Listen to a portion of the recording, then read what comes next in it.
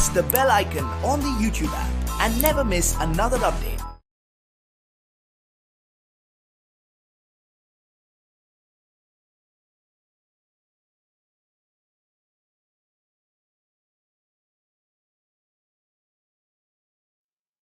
Hello, good morning, my dear students. ಎಲ್ಲ ಚೆನ್ನಾಗಿದ್ದೀರೇನಪ್ಪ? ಎಲ್ಲ revise ಮಾಡ್ಕೊಂಡಿದ್ದೀರಾ? ತಿಳ್ಕೊಳ್ತಾ ನೆಕ್ಸ್ಟ್ ಕಂಟಿನ್ಯೂ ಮಾಡೋಣ. ಇಂಟೆಗ್ರಲ್ ಕ್ಯಾಲ್ಕುಲಸ್ ಸ್ಟಾರ್ಟ್ ಮಾಡಬೇಕು. ಜಸ್ಟ್ ಲಾಸ್ಟ್ ಒಂದು 2 ಪ್ರಾಬ್ಲಮ್ಸ್ ಇದ್ದಾವೆ. ಒಂದು ಪ್ರಾಬ್ಲಮ್ ಸರಿಯಾಗಿ ನೋಡ್ಕೊಂಡ್ಬಿಟ್ಟು we shall continue with integral calculus. ಕೊಟ್ಟಿದ್ದಾರೆ, if displacement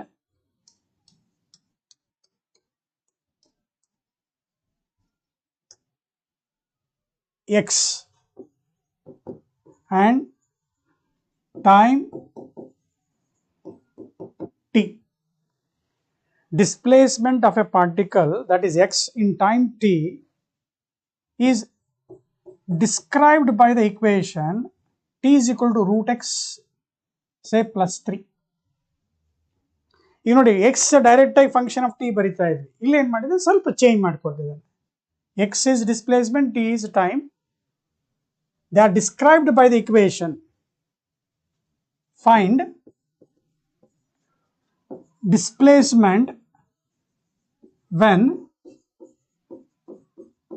particle comes to rest ಅಂತ ಹೇಳ್ತಾನೆ. Find the displacement of the particle when particle comes to rest. When particle comes to rest ಅಂದ್ರೆ ಏನಪ್ಪ ಅರ್ಥ? Velocity is 0. Velocity is 0 means rate of change of displacement must be 0. ಅಂದ್ರೆ x must be function of time ಬರಬೇಕು. ಸ್ವಲ್ಪ arrange ಮಾಡ್ಕೊಳ್ಳೋಣ. root x is equal to t minus 3 ಬರಿ. Squaring on both side ಬರಿಯಪ್ಪ, ಯಾಕೆ root ಹೋಗ್ಬೇಕಲ್ಲ. Squaring on both side, x equal to t minus 3 whole square. a minus b whole square form ಇದೆ. a square plus b square 3 square ಅಥವಾ 3 square 9 ಬರಿತೀನಿ sir ಅಂದ್ರೆ 9 ಬರಿಬಹುದು. minus 2ab, minus 2ab is how much you will get? 60. So now clearly we got x is a function of time. ಇಲ್ಲಿ direct ಕೊಟ್ಟಿದ್ದಿಲ್ಲ, ಹಿಂಗೆ ಕೊಡ್ತಾರೆ, question paper ಇರುತ್ತೆ, ನೀವು ಅದನ್ನ convert ಮಾಡ್ಕೋಬೇಕು. ಕನ್ವರ್ಟ್ ಮಾಡಿಕೊಂಡು x equal to t square plus 9 minus 60, x is function of t. ನನಗೇನು ಕೇಳಿದಾರಪ್ಪ? Velocity 0 ಕೊಟ್ಟಿದ್ದಾರೆ ಅಂದ್ರೆ dx by dt ಬೇಕು. therefore differentiate x with respect to t. that is dx by dt is equal to, ಇದನ್ನ ಇಲ್ಲಿ ಬರ್ಕೊಂಡು ಬರಿತಾ ಇದ್ದೀನಿ ಅಂತ ಅನ್ಕೋ, ಅಥವಾ ಹಿಂಗೆ ಆ ಕಡೆ ತಗೊಂಬರೋಣ, ಬೇಡ್ತಾಳೆ ಅಲ್ಲೇ ಇರಲಿ. t square differentiation is 2t, 9 differentiation 0 ಬರಿಬಹುದು ಬಿಡಬಹುದು. Next 6t differentiation is minus 6, minus 6 outside t with respect to t. So dx by dt is nothing but what? Velocity. When particle comes to rest ಅಂತ ಕೊಟ್ಟಿದ್ದಾರೆ, question paper ಕೊಟ್ಟಿದ್ದಾರೆ. So ಅವಾಗ velocity is equal to ಏನು ಮಾಡಬೇಕು? 0 equate ಮಾಡಿ. 2t minus 6 is equal to 0 ಆದರೆ tt is equal to 6. Therefore t is equal to 3 seconds. t ಅಂದ್ರೆ when particle comes to rest in how much time? t is equal to 3 seconds. ಆ time ಅಲ್ಲಿ displacement ಎಷ್ಟಿದೆ ಅಂತ ಕೇಳಿದ್ದಾರೆ. ಇಲ್ಲಿ substitute ಮಾಡ್ಕೊಂಡ್ಬಿಡಿ. They are asking displacement. So substitute ಮಾಡ್ಕೊ. put this t is equal to 3 second in this formula. x is equal to t minus 3 whole square. t is equal to 3 ಬಂದಿದೆ, 3 minus 3 whole square. Therefore displacement of the particle is 0. ಅಂದ್ರೆ ಏನಾಗಿರ್ಬೋದು? Particle ಏನಾಗಿರ್ಬೋದು ಅಂದ್ರೆ ಹಿಂಗೆ travel ಆಗಿ direction change ಮಾಡಿ ಮತ್ತು ವಾಪಸ್ ಎಲ್ಲಿಗೆ ಬಂದಿರ್ಬೋದು? ಎ ಸ್ಟಾರ್ಟ್ ಆಗಿದೆಯಲ್ಲ, ಮತ್ತು ಅಲ್ಲೇ ಬಂದು ಸ್ಟಾಪ್ ಆಗ್ಬೋದು. Displacement 0. Displacement means shortest distance between final point and the initial point. ಒಂದು ಒಳ್ಳೆ ಸ್ಟ್ಯಾಂಡರ್ಡ್ ಪ್ರಾಬ್ಲಮ್. ಅರ್ಥ ಆಯ್ತು ಅಂತ ತಿಳ್ಕೊಳ್ಳೋಣ.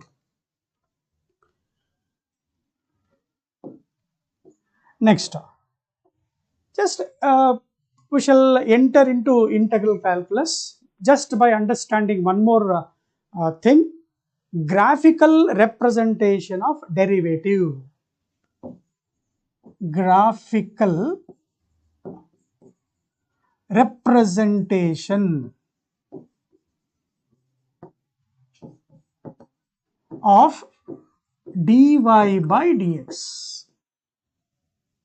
This always represents, graphically when we plot dy by dx, this always represent tangent to the given function y is equal to f of x. That is slope of tangent to the given function y is equal to fx. ಏನು sir ಹಂಗಂದ್ರೆ ಚಿಕ್ಕದು ಗೊತ್ತಿರೋದು ನಮಗೆ ನಿಮಗೆ, X Axis Y Axis ಅನ್ಕೋ, ಒಂದು ಸುಮ್ಮನೆ straight line ಬರಿತೀನಿ ನಾನು, ಅದಕ್ಕೆ ಸ್ಲೋಪ್ ಅಂತ ಇರುತ್ತೆ. ಸ್ಲೋಪ್ ಅಂದ್ರೆ ಜನರಲ್ ಇಳಿಜಾರು ಅಂತ ಅನ್ಕೋ.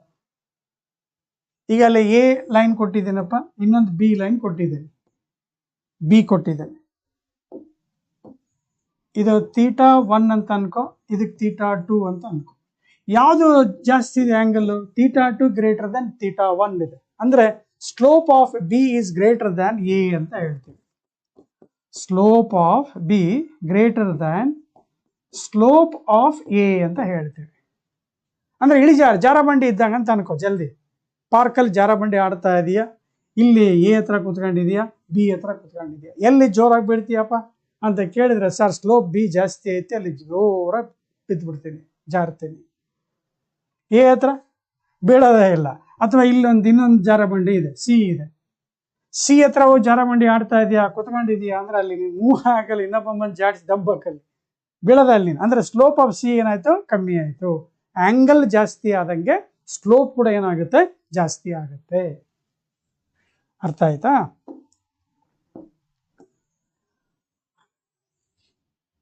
ಹಂಗೆ ಒಂದು ಜಸ್ಟ್ ಟ್ರಿಗ್ನೋಮೆಟ್ರಿಯಲ್ಲಿ ನಮಗೆ ಒಂದು ಟ್ಯಾನ್ ಥೀಟಾ ಅಂತ ಕಲಿತೀವಿ, ಗೊತ್ತೆಲ್ರಿಗೂ.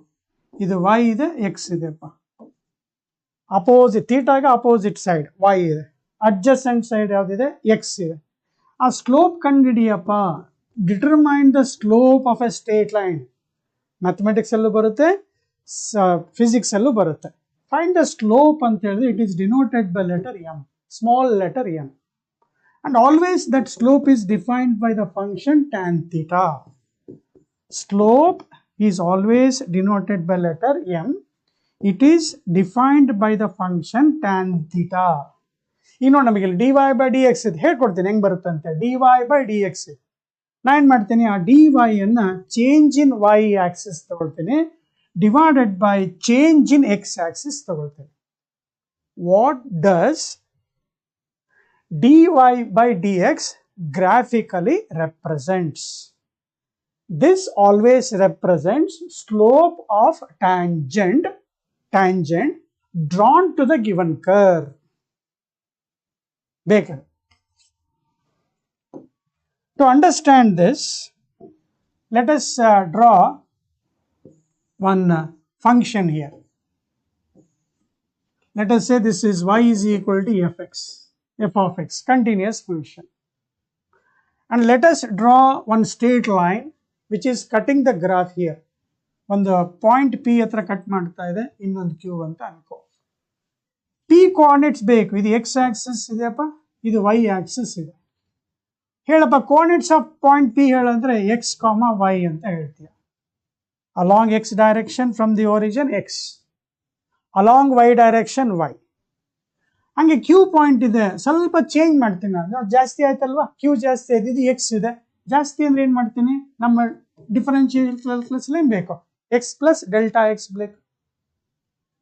When x changes to x plus delta x, correspondingly change in y is what? Y plus delta y. ಇದಕ್ಕೊಂದು ಜಸ್ಟ್ ಇಲ್ಲಿ ನಾ ಏನು ಮಾಡ್ತೀನಿ, ಒಂದು ಟ್ರ್ಯಾಂಗಲ್ ಕನ್ಸ್ಟ್ರಕ್ಟ್ ಮಾಡೋಣಪ್ಪ. ಇದು ಥೀಟಾ ಇದ್ರೆ ಇದು ಕೂಡ ಏನಾಗಬೇಕಮ್ಮ, ಥೀಟಾ. ಅಡ್ಜಸೆಂಟ್ ಆಂಗಲ್ಸ್ ನೋಡಿ, this line is parallel to this. These two lines are parallel. The adjacent angle. adjacent ಅನ್ಬಾರ್ದು ಸಾರಿ, ಕರೆಸ್ಪಾಂಡಿಂಗ್ ಆಂಗಲ್ಸ್. ಈಗ ಇಲ್ಲಿಂದ ಇಲ್ಲಿಗೆ ಎಕ್ಸ್ ಆದರೆ ಇದಿಷ್ಟು ಎಕ್ಸ್ಟ್ರಾ ಎಷ್ಟಾಗುತ್ತೆ ಡೆಲ್ಟಾ ಎಕ್ಸ್. ಹಾಗಿದ್ದ ಈ ವ್ಯಾಲ್ಯೂ ಏನಾಯ್ತು, ಎಕ್ಸ್ ಪ್ಲಸ್ ಡೆಲ್ಟಾ ಎಕ್ಸ್ ಆಯ್ತು. ಇಲ್ಲಿಂದ ಇಲ್ಲಿಗೆ ಎಷ್ಟು ಬರೀತೀಯಾ, ವೈ. ಇದು ಕೂಡ ಎಷ್ಟಿದೆ, ವೈ. ಎಕ್ಸ್ಟ್ರಾ ಎಷ್ಟಾಯ್ತು, ಇದು ಡೆಲ್ಟಾ ವೈ. ಇದು ಹಾರಿಜಾಂಟಲ್ ಎಷ್ಟು ಬಂತು ಈಗ, ಇದು ಡೆಲ್ಟಾ ಎಕ್ಸ್. ಇಲ್ಲಿಂದ ಇಲ್ಲಿಗೆ ಎಕ್ಸ್ ಇದೆ plus delta X, X plus delta X. Y P ಇಲ್ಲಿದೆ, ಇದಿಷ್ಟು ವೈ ಆದರೆ ಎಕ್ಸ್ಟ್ರಾ ಎಷ್ಟು ಬಂತು, ಡೆಲ್ಟಾ ವೈ. ಇಲ್ಲಿಂದ ಇಲ್ಲಿಗೆ ತಗೊಂಡ್ರೆ ನೀನು ಎಷ್ಟಾಗುತ್ತೆ, ವೈ ಪ್ಲಸ್ ಡೆಲ್ಟಾ ವೈ ಆಯ್ತು. ಈಗ ನಮ್ಮ ಡಿಫರೆನ್ಷಿಯಲ್ ಕ್ಯಾಲ್ಕುಲಸ್ ಅಲ್ಲಿ ಏನು ಹೇಳುತ್ತೆ, as delta X tends to 0 delta Y also tends to 0. ಅಂದ್ರೆ ಅರ್ಥ ಏನು, ಪಿ ಮತ್ತೆ ಕ್ಯೂ ಅನ್ನ ಹತ್ರ ತಗೊಂಡ್ ಬಾ. As P and Q are coming closer closer closer, P ಅನ್ನು ಹತ್ರ ತಗೊಂಡ್ ಅಂದ್ರೆ ಕ್ಯೂ ಎರಡು ಹತ್ರ ಬಂದ್ರೆ ಆಲ್ಮೋಸ್ಟ್ ಆ ಗ್ರಾಫಿಗೆ ಸಪರೇಟ್ ಬರಿತೀನಿ, ಈಗ ಬರಿತೀನಿ.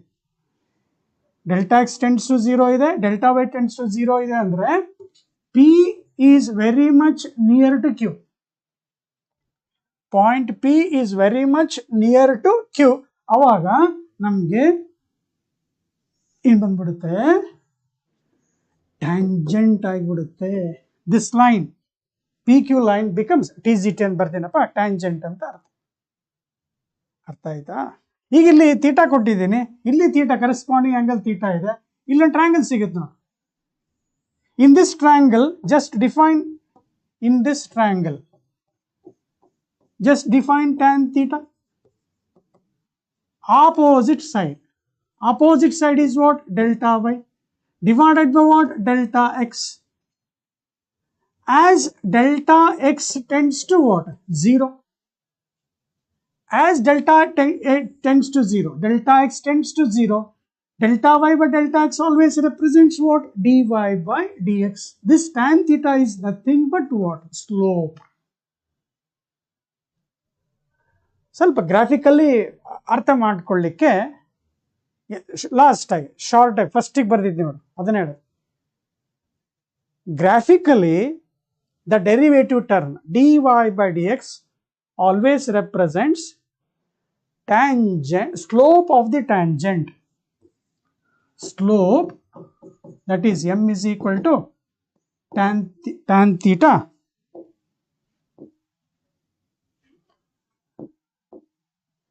tan theta, that is equal to dy by dx. The derivative term always represents, graphically represents the slope, that is tan theta, denoted by letter m, equal to dy by dx. Okay, what's an example? Find the tangent ಅಂತ ಕೇಳ್ತಾರೆ. Find the slope of tangent to the curve f of x, x square plus 2 at 1,0 ಅಂತ ಕೊಟ್ಟಿದ್ದಾರೆ. Slope of tangent ಅಂದ್ರೆ ಏನ್ ಮಾಡ್ಬಿಡ್ಬೇಕಪ್ಪ, differentiate ಮಾಡಬೇಕು. This is nothing, ಇದನ್ನ y ಅಂತ ಬರ್ಕೊಳ್ತೀವಿ, dy by dx, that is f dash x. Differentiate ಮಾಡಷ್ಟೇ. x square differentiation is 2x plus 2 differentiation 0 ಬರೀತಿದ್ರೆ ನಡೆಯುತ್ತೆ. ಸೊ at x, y ಕೊಟ್ಟಿದ್ದಾರೆ, 1,0 ಅಂದ್ರೆ put x is equal to 1. Therefore slope of tangent drawn to the curve, slope of tangent drawn to the curve fx equal to is how much here, 2. With this graphical representation we shall enter into what the integral calculus is.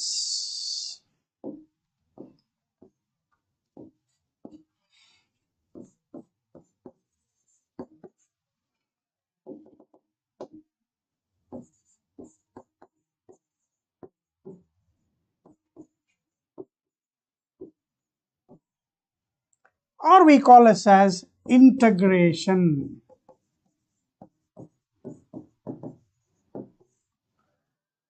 As I told in the calculus, we all deal with the variables.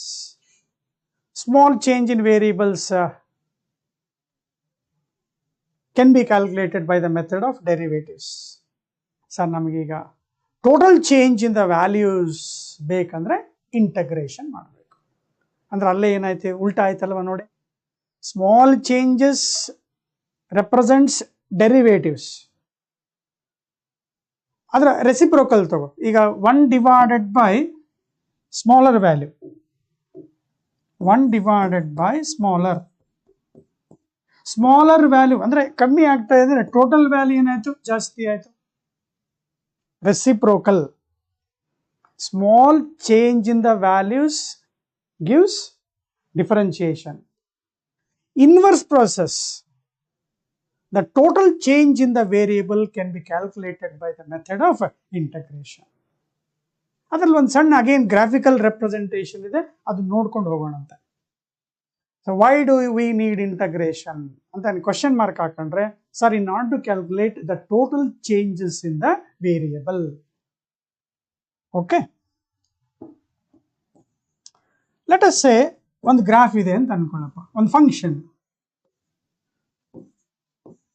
Say y is equal to f of x,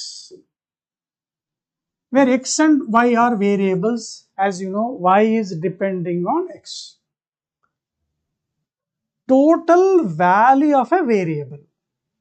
ಅದಕ್ಕೆ ಏನು ಮಾಡಬೇಕು, ಇದಕ್ಕೆ ನಾವು ಒಂದು sudden limits ಅಂತ ಹಾಕ್ತೀವಿ. Limit ಇಲ್ಲಿಂದ ಇಲ್ಲಿಗೆ, ಎಲ್ಲಿಂದ, ಫ್ರಮ್ ಅಲಾಂಗ್ ಎಕ್ಸ್ ಆಕ್ಸಸ್ ನೋಡಿ, ಎಕ್ಸ್ ಈಕ್ವಲ್ ಟು ಎ ಇಂದ x equal to b ವರೆಗೆ.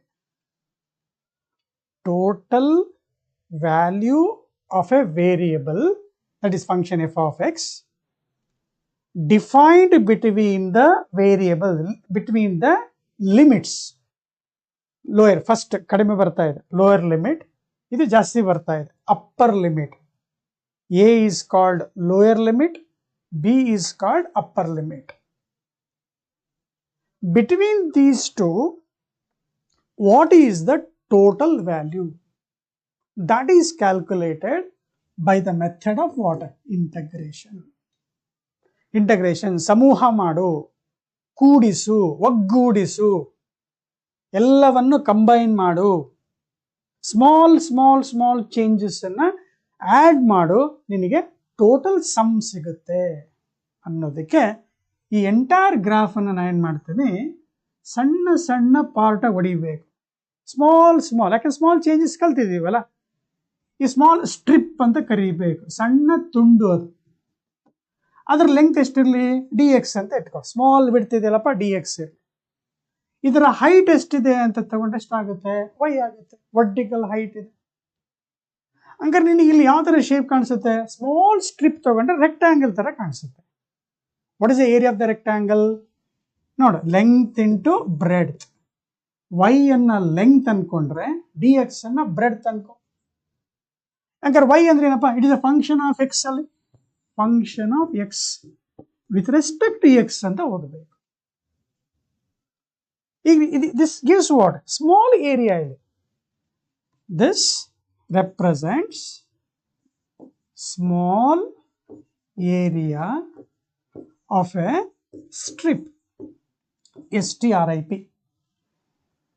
small strip, ಸಣ್ಣ ತುಂಡಿನ ಏರಿಯಾ ಸಿಕ್ತು. ನನಗೆ ಸ್ಮಾಲ್ ಏರಿಯಾ ಬೇಡ. ಈಗ ಏನು ಮಾಡಬೇಕು, ಟೋಟಲ್ ಸಮ್ ಮಾಡಬೇಕು. ಹಂಗಾರೆ ಇಲ್ಲೊಂದು ಸ್ಟ್ರಿಪ್ ಬರುತ್ತೆ, ಇಲ್ಲೊಂದು ಐಡೆಂಟಿಕಲ್ ಸ್ಟ್ರಿಪ್ ತಗೋಬೇಕು, ನೆಕ್ಸ್ಟ್ ಇಲ್ಲೊಂದು ಐಡೆಂಟಿಕಲ್ ಸ್ಟ್ರಿಪ್ ತಗೋಬೇಕು. ಹಾಗೆ ಸಣ್ಣ ಸಣ್ಣ ಪಾರ್ಟ್ಗಳನ್ನ ತಗೊಂಡು ಅಷ್ಟು ಜೋಡಿಸಿದ್ರೆ ನಿನಗೇನು ಸಿಗುತ್ತೆ, ಎಂಟೈರ್ ಸರ್ಫೇಸ್ ಏರಿಯಾ ಸಿಗುತ್ತೆ. ಅದಕ್ಕೆ ನಾವೇನಂತೀವಿ, ಅಲ್ಜಿಬ್ರೈಕ್ ಸಮ್. ಆಡಿಂದಲ್ಲ, ಆ ಸ್ಮಾಲ್ ಚೇಂಜಸ್ ಅನ್ನ ಟೋಟಲ್ ಮಾಡಪ್ಪ ಅಂದ್ರೆ ಅಷ್ಟನ್ನು ಆಡ್ ಮಾಡಪ್ಪ, ಅಲ್ಜಿಬ್ರೈಕ್ ಸಮ್ ಮಾಡು. ಎಲ್ಲಿಂದ ಸ್ಟಾರ್ಟ್ ಮಾಡಿದೆ, ಎಕ್ಸ್ ಈಕ್ವಲ್ ಟು ಎ ಇಂದ ಎಕ್ಸ್ ಈಕ್ವಲ್ ಟು ಎಲ್ಲಿಗೆ ಬಂತು, ಬಿ ಬಂತು. ಈ ಟೋಟಲ್ ಸಮ್ ಅಂತ ಇದೆಯಲ್ಲ, ಈಗ ಸಮ್ ಅಂದ್ರೆ ಲೆಟರ್ ಏನ್ ಬರೀತೀಯಪ್ಪ, ಎಸ್ ಅಂತ ಬರೀತೀಯ. ಅದನ್ನು ನಾವು ಸ್ವಲ್ಪ ಮ್ಯಾಥಮೆಟಿಕಲಿ ಅರ್ಥ ಮಾಡ್ಕೊಳ್ಳಿಕ್ಕೆ sum SUM small S small letter S ಇಂದ ಸ್ಟಾರ್ಟ್, ಅದನ್ನ ಟೋಟಲ್ ಮಾಡಪ್ಪ ಅಂದ್ರೆ ಆ ಎಸ್ ಅನ್ನ ಏನ್ ಮಾಡು ಮೇಲೆ ಕೆಳಗೆ ಸ್ವಲ್ಪ ಹಿಂಗೆ ಎಳ್ಕೊಂಬಿಡು, ಜಸ್ಟ್ ಅಂಡರ್ಸ್ಟ್ಯಾಂಡ್. ಸ್ವಲ್ಪ ಎಳಿಯಪ್ಪ ಹಿಂಗೆ ಬಂತು, ಇನ್ನೊಂದು ಸ್ವಲ್ಪ ಜೋರಾಗಿ ಎಳಿಯಪ್ಪ ಹಿಂಗೆ ಬಂತು. Total some. ಅದಕ್ಕೆ ಈ ಸಿಂಬಾಲ್ ಏನ್ ಬರಿದ್ನಲ್ಲ ಅದೇ ಏನೋ ಮೀನಿಂಗ್ ಕೊಡುತ್ತೆ, ಟೋಟಲ್ ಸಮ್ ಕೊಡುತ್ತೆ ಅಂತ ಅರ್ಥ. ಅದಕ್ಕೆ ನಾವು ಸಿಂಬಲ್ ಆಫ್ ಇಂಟಗ್ರೇಷನ್ ಅಂತ ಕರೀಬೇಕು. ಆ ಸಿಂಬಲ್ ನೋಡಿದ ತಕ್ಷಣ ಇಂಟಗ್ರೇಟ್ ಮಾಡ್ತಾ ಇದ್ದಾರೆ, ಸ್ಮಾಲ್ ಚೇಂಜಸ್ ಅನ್ನ ಟೋಟಲ್ ಮಾಡ್ತಾ ಇದ್ದಾರೆ, ಟೋಟಲ್ ಸಮ್ ಕೊಡುತ್ತೆ ಅಂತ ಹೇಳ್ಬಿಡ್ಬೇಕು. This represents what? Total sum value SUM. So ಇದನ್ನ ಕ್ಲೀನ್ ಆಗಿ ನಾವು ಚೆಕ್ ಮಾಡಿದ್ರೆ ದಿಸ್ ಎಂಟೈರ್ ಟರ್ಮ್, ಸ್ವಲ್ಪ ಇಲ್ಲಿ ಅಳಿಸ್ತೀನಪ್ಪ ನೋಡಿ ಏನಾಯ್ತು. This it self gives what? Area enclosed. Area enclosed by the graph y is equal to f of x. Enclosed ಅಂದ್ರೆ bounded. ಮೂರು ಹೆಸರು ಬರೀತೀವಿ. ಏರಿಯಾ ಎನ್ಕ್ಲೋಸ್ಡ್ ಅಥವಾ ಏರಿಯಾ ಬೌಂಡೆಡ್ ಅಥವಾ ಏರಿಯಾ ಬಿಲೋ ದ ಗ್ರಾಫ್. ಈ ಗ್ರಾಫ್ ಫಂಕ್ಷನ್ ಏನಿದೆ ಆ function ಅದ ಕೆಳಗಡೆ, between the limits A and B. So graphical meaning of integration always gives total area enclosed by the function between the limits x equal to a and x equal to b.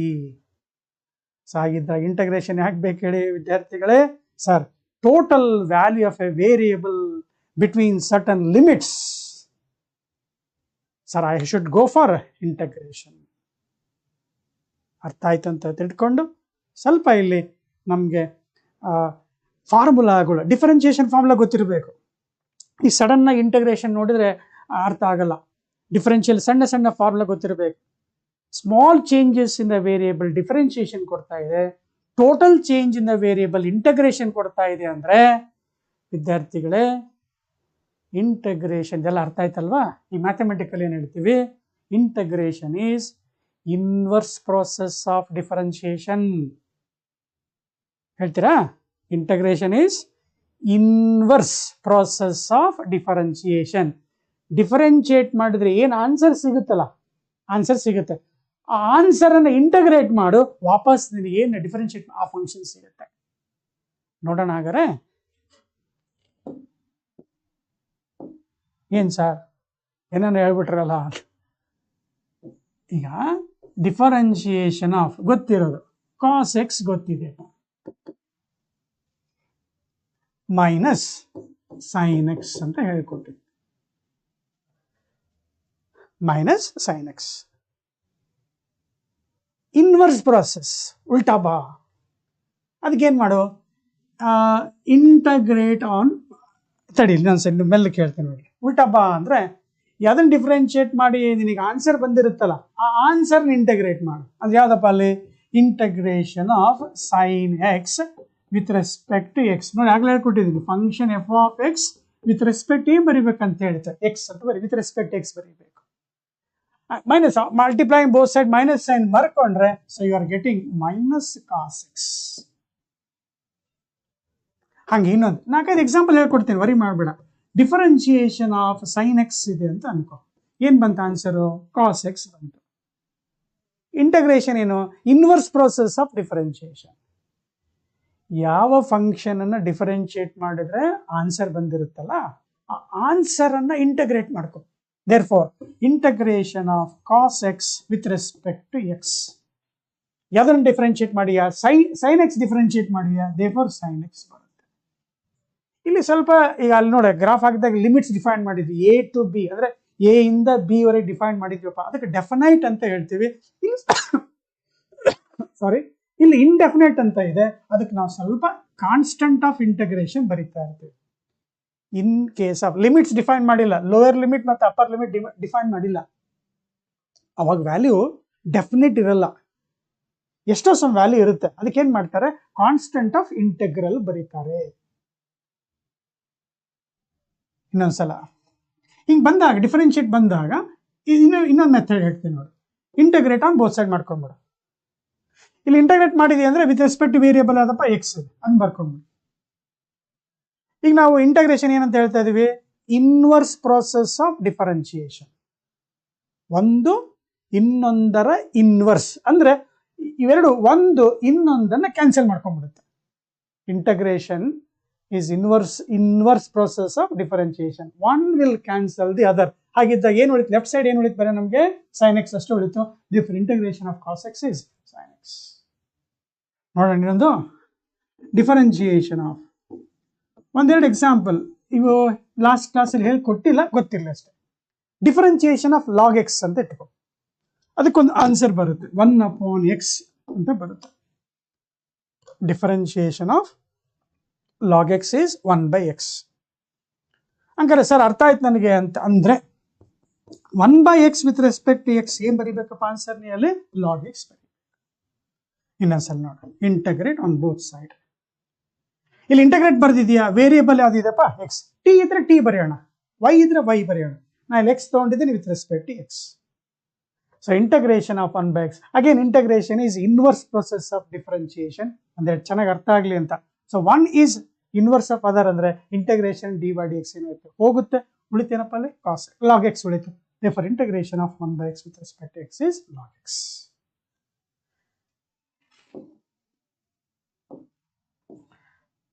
ಅಂದ್ರೆ differentiation ಗೊತ್ತಿದ್ರೆ integration ಬರುತ್ತೆ ಅಂತ ಅರ್ಥ. Okay, sorry ಗೊತ್ತಿರೋದು ಬರೆಯೋಣ. Differentiation of ಕಲ್ತಿರೋದಪ್ಪ x to the power of 5 ಬರ್ದಿದ್ಯಾ. So answer is 5 into x to the power of 4 n minus 1. So ಆಗಿದೆ ಸರ್ ಗೊತ್ತಾಯ್ತು ನನಗೆ ಅಂದ್ರೆ integration of x to the power of 4 with respect to x.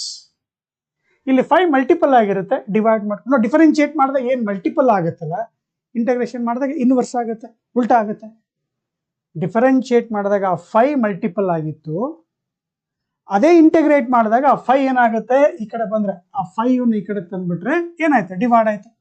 So what is left here, x to the power of 5 divided by 5 plus indefinite ಇದೆ c ಅಂತ ಬರೀಬೇಕು. Is this clear?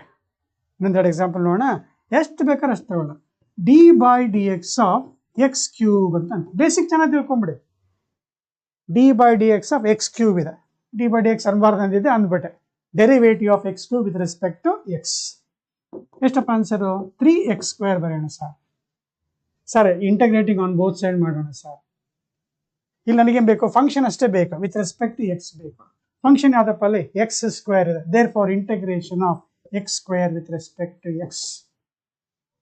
x² with respect to x. Sir 3 ಈ ಕಡೆ ಬರುತ್ತೆ sir, ಗೊತ್ತಾಯ್ತು sir. Integration inverse process ಇರುತ್ತೆ sir, ಇದು ಹೋಗ್ಬಿಡುತ್ತೆ, ಉಳಿತೆಷ್ಟು ಸರ್, x ಕ್ಯೂಬ್ ಉಳಿತು. Therefore x³ by 3. So with this let us write one general formula. ನೋಡಪ್ಪ x to the power of n with respect to x ಇದೆ.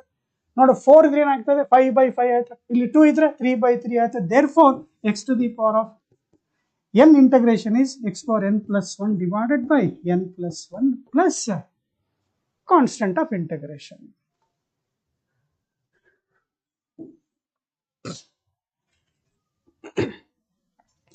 Copy ಮಾಡ್ಕೊಳ್ಳಿ, easy ಇದೆ, easy ಆಗುತ್ತೆ. ಯಾಕಪ್ಪ, ಚೆನ್ನಾಗಿ ಕಲ್ತ್ರೆ ನೀವು ಮತ್ತೆ ರಿವೈಸ್ ಮಾಡ್ಕೋಬೇಕು.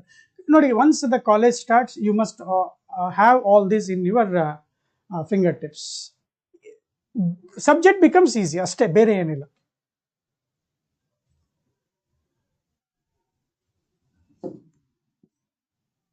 Okay, let us take again exam. ಎಷ್ಟು ಬೇಕಷ್ಟು ಎಕ್ಸಾಂಪಲ್ ಬರೆಯೋಣ. ಈಗ ನೋಡಿ, ಈಗ ಟಿ ಪವರ್ 5 ಬರೆದ್ಬಿಟ್ಟೆ ತಿಳ್ಕೊಳ್ಳಿ with respect to t. X power n, ಇಲ್ಲಿ ವೇರಿಯಬಲ್ ಯಾವ್ದಪ್ಪ t. Sir t power of 6 divided by 6. Sir ಇಲ್ಲ ಸರ್ 1/t ಕೊಟ್ಟಿದ್ರು, ಏನ್ ಮಾಡೋ, ಟಿ ಪವರ್ -1 ಬರಿ with respect to t. T power n, that is t power n plus 1, n plus 1, that is 1 second. ಇಲ್ಲಿ ಸ್ವಲ್ಪ log x ಹೇಳ್ಕೊಟ್ಟಿದ್ವಲ್ಲ, integration of 1/t is nothing but log t. Dear students, ಇದು ಬರೀಬಾರ್ದು, ತಪ್ಪಾಗುತ್ತೆ. ತಪ್ಪಾಗುತ್ತಪ್ಪ, infinity ಬಂದ್ಬಿಡುತ್ತೆ ಅಲ್ಲಿ, it is wrong. ಈಗ just ಹೇಳ್ಕೊಟ್ಟಿನಿ ನೋಡು, D by d x of log x is equal to answer is 1 by x. So therefore integration of 1 by x becomes what? Log x.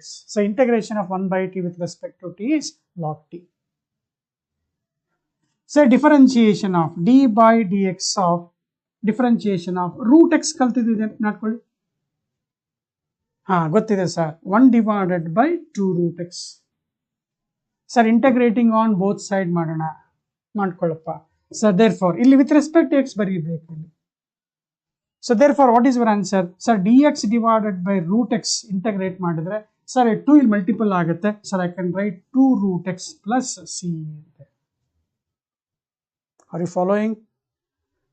Same, once you know the differentiation, you take the reverse of that, you will get the integration. Basic ಯಾಕೆ ಏನು integration ಅಂದ್ರೆ ಏನು, ಅದು graphical meaning ಅಂದ್ರೆ ಏನು ಹೇಳ್ಕೊಡ್ತೀನಿ. Okay, ಹಾಗೆ for example ಈಗ ಗೊತ್ತಿರೋದಪ್ಪ ನಿಮಗೆ, ಈಗ 10th ಸ್ಟ್ಯಾಂಡರ್ಡ್ ಅಲ್ಲಿ ಕರೆಂಟ್ ಅಂತ ಕಲ್ತಿದ್ದೀರಾ. Current is what? Rate of flow of charge ಅಂತ ಕಲ್ತಿದ್ದೀರಾ.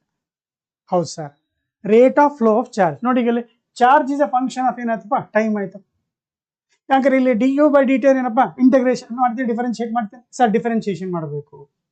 Charge is a function of time ಹಿಂಗೆ ಕೊಟ್ಟಿದ್ದಾರೆ. ಫೈಂಡ್ ದ ಕರೆಂಟ್ ಅಂತ ಕೇಳಿದ್ರೆ ಏನ್ ಮಾಡ್ತೀಯಾ? D q by d t ಮಾಡ್ತೀಯ.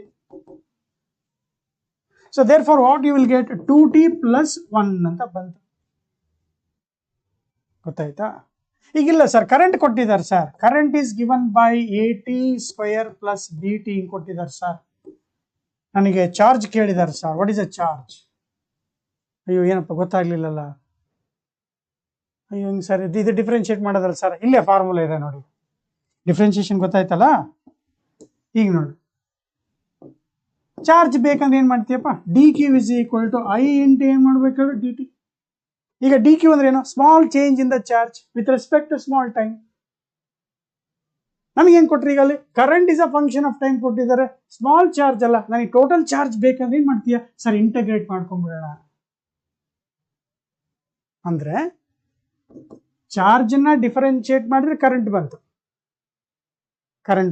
ಚಾರ್ಜ್ ಅನ್ನ ಡಿಫರೆನ್ಶಿಯೇಟ್ ಮಾಡಿದ್ರೆ ಏನ್ ಸಿಕ್ತಪ್ಪ? ಕರೆಂಟ್ ಸಿಕ್ತು. ನನಗೆ ವಾಪಸ್ ಚಾರ್ಜ್ ಬರಬೇಕು. ಚಾರ್ಜ್ ಬರಬೇಕಂದ್ರೆ I should go for inverse process of differentiation. ಅಂದ್ರೆ ಕರೆಂಟ್ ಕೊಟ್ಟಿದ್ದಾರೆ ಅಂದ್ರೆ ನಾನು ಏನ್ ಮಾಡ್ಬೇಕಾಯ್ತಪ್ಪ ಅಲ್ಲಿ? ಸರ್ ಕರೆಂಟ್ ಅನ್ನು ಇಂಟಗ್ರೇಟ್ ಮಾಡ್ಬಿಡಿ ಸರ್. ನೋಡಿ ಈ ಪಾತ್ ನೋಡಿ ಸರಿಯಾಗಿ ಅರ್ಥ ಆಯ್ತು ಅಂತ ತಿಳ್ಕೊತೇನೆ. ಚಾರ್ಜ್ ಕೊಟ್ಟಿದ್ದಾರೆ, ಕರೆಂಟ್ ಬೇಕು. Charge as a function of time ಕೊಟ್ಟಿದ್ದಾರೆ, ಆಗಲ್ಲಿ ಬರ್ದಿದ್ದು. Charge as a function of time ಕೊಟ್ಟಿದ್ರು, ನನಗೇನು ಬೇಕಿತ್ತು? ಕರೆಂಟ್ ಬೇಕಿತ್ತು, ಡಿಫರೆನ್ಶಿಯೇಟ್ ಮಾಡಿದೆ. ಇಲ್ಲ ಕರೆಂಟ್ ಕೊಟ್ಟಿದ್ದಾರೆ ಸರ್, ನನಗೆ ಚಾರ್ಜ್ ಕೇಳಿದೆ ಅಂದ್ರೆ you should go for inverse process of differentiation called integration. Therefore current ಅನ್ನು ಇಂಟಗ್ರೇಟ್ ಮಾಡು. So 1 with respect to q ಏನ್ ಸಿಗುತ್ತೆ? ಕ್ಯೂ ಸಿಗುತ್ತೆ. ಹೇಳ್ಕೊಡ್ತೀವಿ 1 ವಿತ್ ರೆಸ್ಪೆಕ್ಟ್ ಟು ಕ್ಯೂ ಏನ್ ಸರ್ ಅಂದ್ರಲ್ಲ, ಹೇಳ್ಕೊಡ್ತೀನಪ್ಪ, ಅದನ್ನು ಕೂಡ ಹೇಳ್ಕೊಡ್ತೀನಿ. ಸೊ ಈಗ ನನಗೆ ಚಾರ್ಜ್ ಬಂತಲ್ವಾ? ಇಂಟಗ್ರೇಟ್ ಯಾವ್ದಪ್ಪ? ಕರೆಂಟ್ ಎಷ್ಟು ಕೊಟ್ಟಿದ್ದಾರೆ? AT square plus BT plus c. ಅಲ್ಲೊಂದಿಷ್ಟು ರೂಲ್ಸ್, ಡಿಫರೆನ್ಶಿಯೇಷನ್ ರೂಲ್ ಮಾಡಿದ್ದೀನಿ, ನೆನಪು ಮಾಡ್ಕೊ. ಕಾನ್ಸ್ಟೆಂಟ್ ಅಂಟು ವೇರಿಯೇಬಲ್ ಇದ್ರೆ ಕಾನ್ಸ್ಟೆಂಟ್ ಹೊರ ತೆಗಿಬೇಕು. ಓಕೆ, ಇಲ್ಲೊಂದು ರೂಲ್ ಬೇಕಾಗುತ್ತೆ, ಹೇಳ್ಕೊಡ್ತೀನಿ. Constant A outside T square integration T power 3/3 plus B into T, B outside ಆಗಬೇಕು. T ಪವರ್ ಎಷ್ಟಿದೆ? 1 ಇದೆ. So T power 2 divided by 2 plus C with respect to T ಇದೆ. C with respect to T is C outside T. ಯಾಕೆ ಬಂತ ಇನ್ನೂ ಸರಿ ಹೇಳ್ಕೊಡ್ತೀನಿ. C into T. ಈಗ ನನಗೆ inverse process of differentiation is integration ಅಂದ್ರೆ ಪಕ್ಕ ಗೊತ್ತಾಗ್ಬಿಡ್ಲಿ ಅಂತ. ಹಂಗೆ ಇನ್ನೊಂದು ಎಕ್ಸಾಂಪಲ್ ನೋಡಿಲ್ಲ. ಈಗ ನನಗೆ ವೆಲಾಸಿಟಿ ಗೊತ್ತಿದೆಯಪ್ಪ ಅಂದ್ರೆ ಏನ್ ಮಾಡಬೇಕು ಸರ್? ಡಿಸ್ಪ್ಲೇಸ್ಮೆಂಟ್ ಡಿಫರೆನ್ಶಿಯೇಟ್ ಮಾಡಬೇಕು. ಡಿಸ್ಪ್ಲೇಸ್ಮೆಂಟ್ ಇದೆ, ಅದನ್ನ ಡಿಫರೆನ್ಶಿಯೇಟ್ ಮಾಡಿದ್ರೆ ಏನ್ ಸಿಕ್ತು? ವೆಲಾಸಿಟಿ ಸಿಕ್ತು. ಇಲ್ಲ ಸರ್ ವೆಲಾಸಿಟಿ ಕೊಟ್ಟಿದ್ದಾರೆ, ನನಗೆ ವಾಪಸ್ ಡಿಸ್ಪ್ಲೇಸ್ಮೆಂಟ್ ಬೇಕು ಅಂದರೆ ಏನು ಮಾಡಬೇಕು, velocity of t with respect to t ಇದೆಯಲ್ಲ ಅದನ್ನೇನು ಮಾಡಿಬಿಡ್ಬೇಕು, ಇಂಟಗ್ರೇಟ್ ಮಾಡು. ವಿ ಟಿ ಅಂದರೆ velocity as a function of time. Displacement on differentiating you get velocity. I need displacement. What should I do now? I should go for inverse process of differentiation.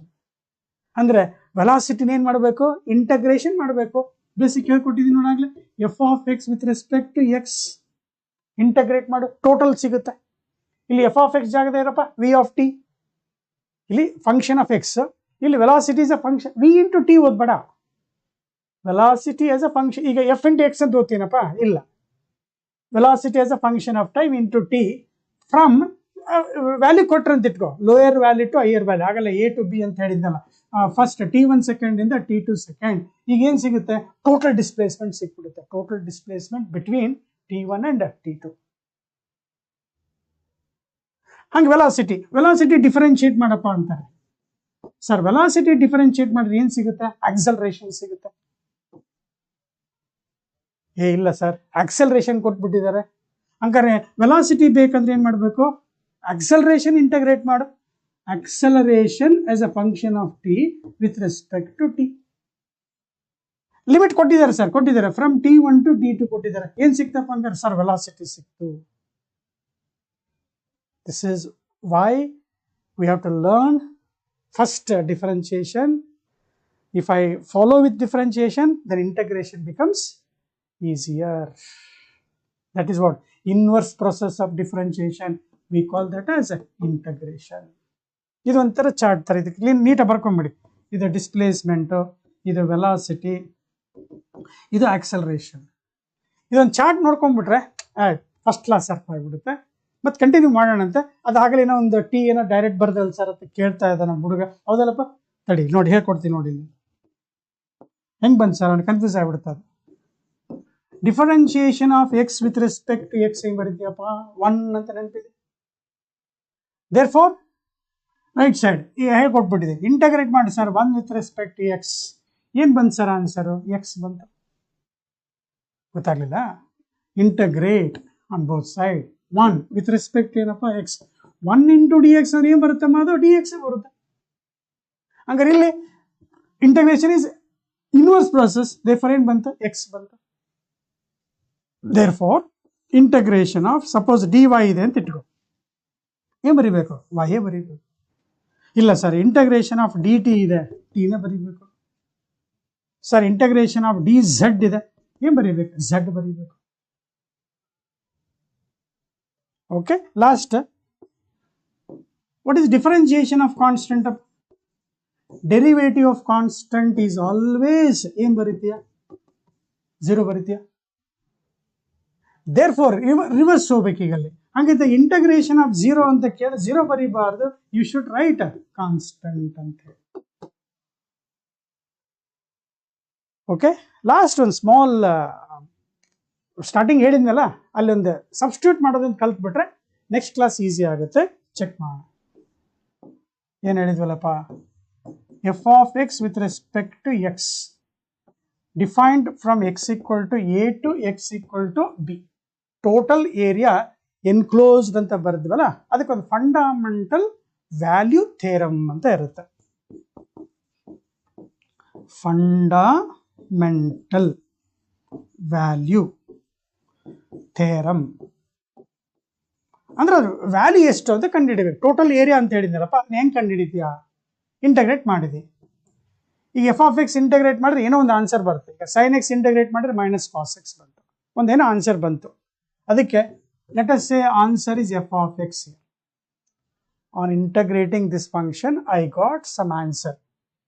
ಅದಕ್ಕೆ ಏನು ಮಾಡಬೇಕು, ಈಗ limits substitute ಮಾಡಬೇಕು. ನೋಡಿ square bracket ಹಾಕಿದ್ದೀನಿ.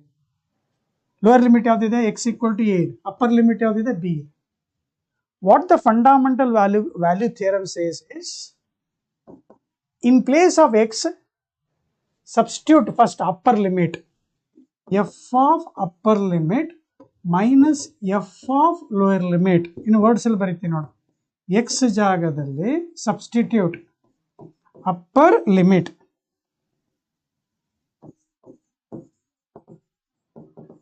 minus f of lower limit.